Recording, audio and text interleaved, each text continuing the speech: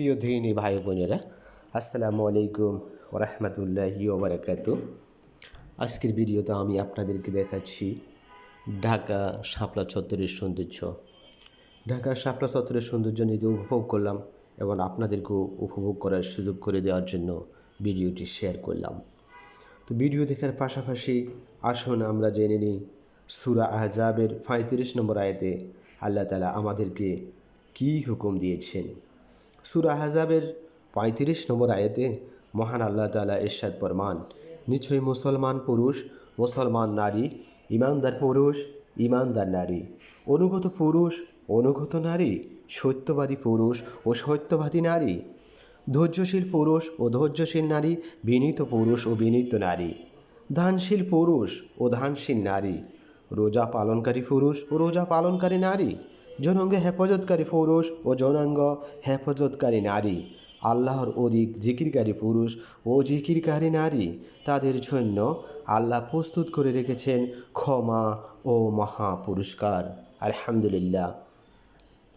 প্রিয় ভাই বোনেরা, সূরা আহজাবের ৩৬ নম্বর আয়াতে আল্লাহ তাআলা আরও ইরশাদ করেন, আল্লাহ ও তার রাসূল কোনো কাজের আদেশ করলে কোনো ঈমানদার পুরুষ ও ঈমানদার নারীর এই অধিকার নাই যে সে সেই বিষয়ে নিজে কোনো ফয়সালা করার ইখতিয়ার রাখে। যে লোক আল্লাহ তার রাসূলের আদেশ অমান্য করে সে প্রকাশ্য পথভ্রষ্টতায় পতিত হয়। প্রিয় ভাই ও বোনেরা, আমরা আল্লাহ তার রাসূলের আদেশ যদি আমরা অমান্য করি তাহলে আমরা পথভ্রষ্ট হয়ে যাব। এটি আল্লাহ তাআলাই আমাদেরকে বলে দিয়েছেন। এই জন্যই আমাদেরকে আপ্রাণ চেষ্টা করতে হবে আল্লাহ এবং তার রাসূলের আদেশ মেনে চলার। প্রিয় বন্ধুগণ, সূরা আহজাবের ৪৫ নম্বর আয়াতে মহান আল্লাহ তাআলা নবীজিকে লক্ষ্য করে বলেন, হে নবী, আমি আপনাকে সাক্ষী, সুসংবাদদাতা ও সতর্ককারী রূপে প্রেরণ করেছি। এই আয়াতে সূরা আহজাবের ৪৫ নম্বর আয়াতে আমরা দেখতে পাই যে আল্লাহ তাআলা নবীজিকে সুসংবাদদাতা ও সতর্ককারী রূপে মানব জাতির জন্য পাঠিয়েছেন।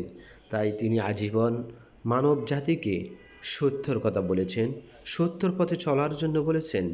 মানব জাতিকে তিনি অসত্যর পথ, অন্যায়ের পথ থেকে দূরে থাকার এবং দূরে রাখার চেষ্টা করে গেছেন। তিনি আজীবন আমাদেরকে জান্নাতের সুসংবাদ দিয়েছেন এবং জাহান্নাম থেকে সতর্ক করেছেন।